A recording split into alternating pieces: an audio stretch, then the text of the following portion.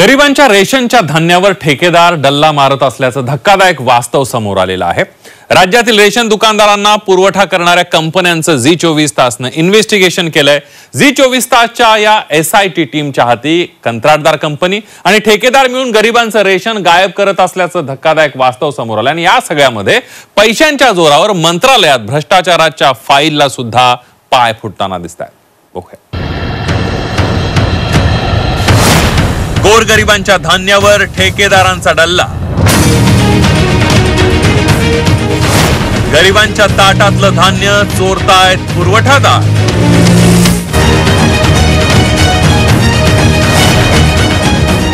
पैशामुळे भ्रष्टाचाराच्या फाईलला फुटतात पाय। राज्यात लाखो कुटुंबांच्या जगण्याचा आधार म्हणजे रेशन।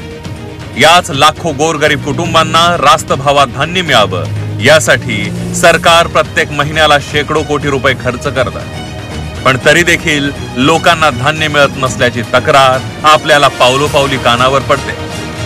याचाच पाठपुरावा करत असताना गरिबांच्या ताटातलं हे धान्य पुरवठादारांची टोळी लंपास करत असल्याचं धक्कादायक वास्तव आमच्या इन्व्हेस्टिगेशन मधून समोर आलंय। सर्वसामान्य माणसांना रेशनिंग दुकानातून धान्य उपलब्ध होत असतं, मात्र शासकीय गोदामातून धान्य रेशनिंग दुकानापर्यंत पोहोचवण्याचं काम ठेकेदारांना दिलं जातं।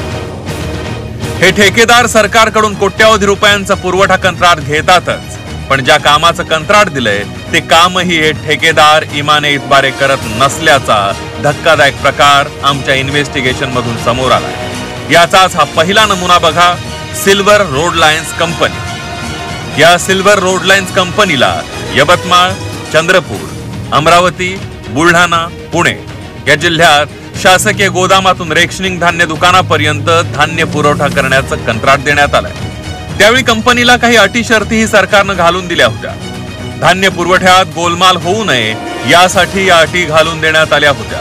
या अटींमध्ये प्रामुख्यानं ठेकेदाराची 50% वाहनं स्वतःच्या मालकीची असावीत, एका जिल्ह्यातली वाहनं दुसऱ्या जिल्ह्यातील कामासाठी वापरू नये, प्रत्येक वाहनाला GPS असणं गरजेचं आहे, प्रत्येक वाहनाला हिरवा रंग देणं बंधनकारक आहे, सार्वजनिक धान्य वितरण व्यवस्थेचं वाहन असल्याचा वाहनावर उल्लेख बंधनकारक आहे।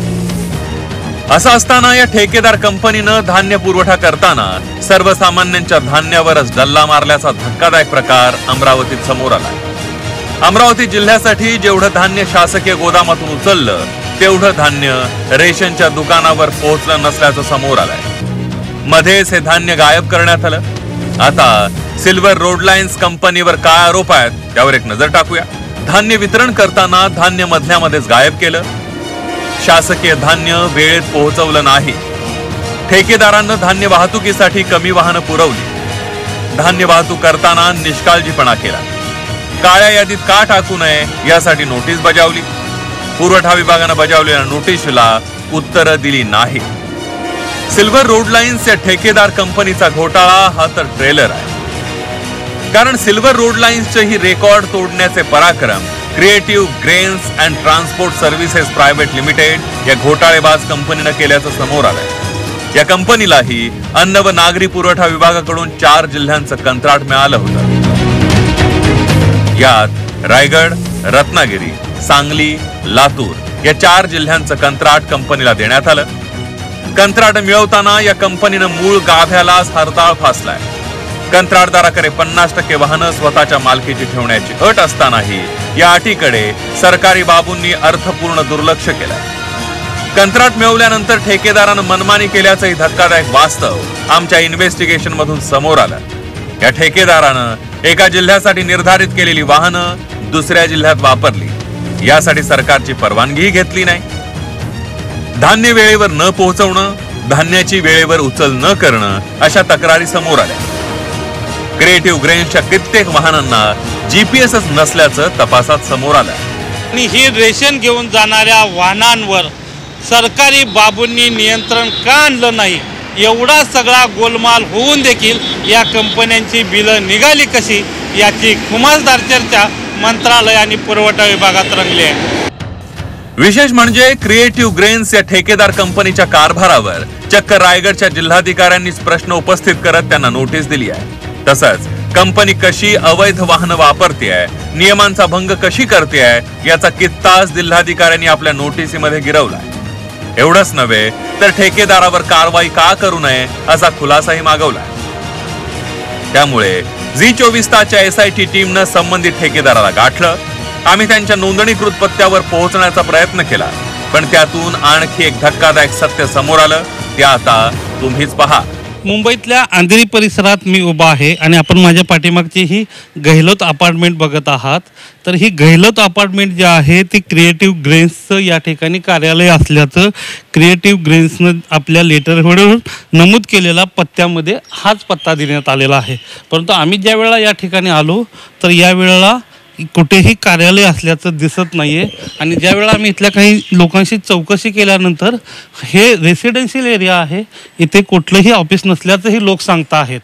त्यामुळे आम्ही क्रिएटिव्ह ग्रेन्सनं ज्या अनियमितता केलेल्या आहेत त्या संदर्भात त्यांच्याशी संपर्क साधण्याचा प्रयत्न केला, परंतु इथं ऑफिसच अस्तित्वात नसल्यामुळे त्यांच्याशी संपर्क होऊ शकलेला नाही आहे.